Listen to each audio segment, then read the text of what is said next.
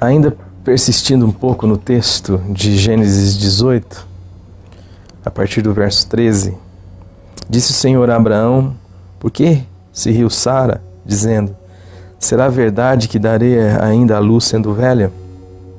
Acaso para o Senhor a coisa é demasiadamente difícil?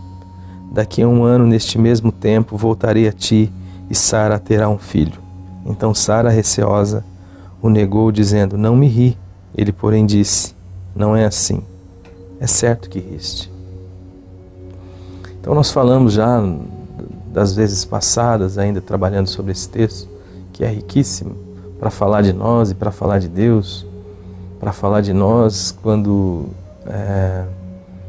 nós mantemos uma relação com Deus que é equivocada, embaçada pelas estruturas da religião, da nossa cultura, enfim, que faz de Deus um ídolo, para falar de um Deus ou de uma relação, uma pseudo-relação com Deus que é pautada na mentira.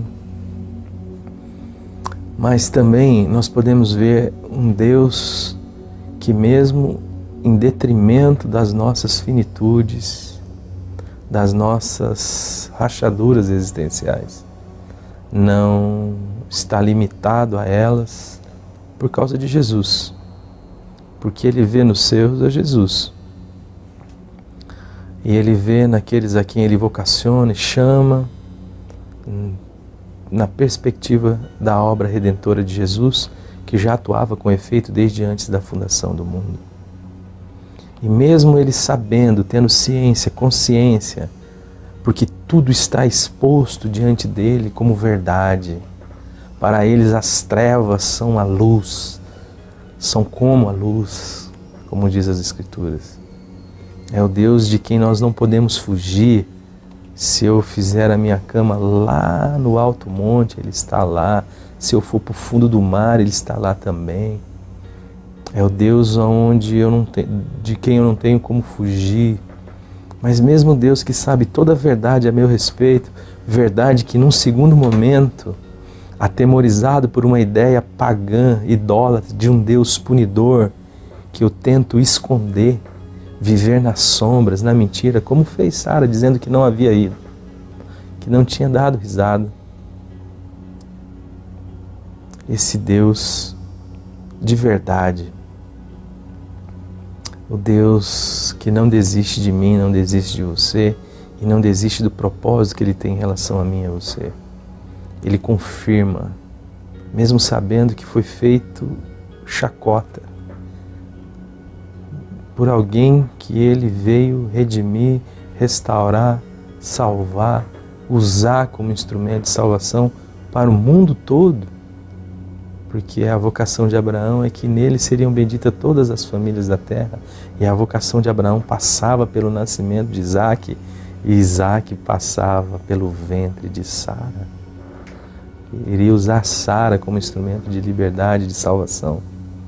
É o Deus de toda a graça, o Deus que, querendo Ele, ninguém pode impedir, mas o que Ele quer nos redimir. É o Deus que quer te convencer do amor dEle por mim e por você.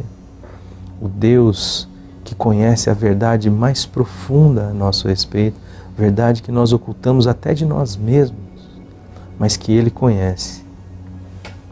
E ainda assim, continua e insiste numa relação conosco. Sabe por quê? Porque Deus te ama, porque Deus me ama. E sabe como eu sei? Eu sei por causa de Jesus crucificado, por causa do Cristo que morreu para viabilizar a relação de Deus comigo e com você. Porque Deus estava em Cristo reconciliando consigo mesmo o mundo, não imputando aos homens os seus pecados, e nos deu a alegria de ministrarmos esta reconciliação às pessoas. Este é o Deus de toda a graça, o Deus que não depende do que você e eu podemos fazer, um Deus que não está limitado às nossas falhas, que não age em relação a nós segundo as nossas falhas, porque senão teria que nos mandar para o inferno, mas que age em relação a nós segundo a sua graça e misericórdia, pelo poder manifestado na ressurreição. É o que Deus quer fazer na sua vida. Não importa aquilo que você queira esconder dele.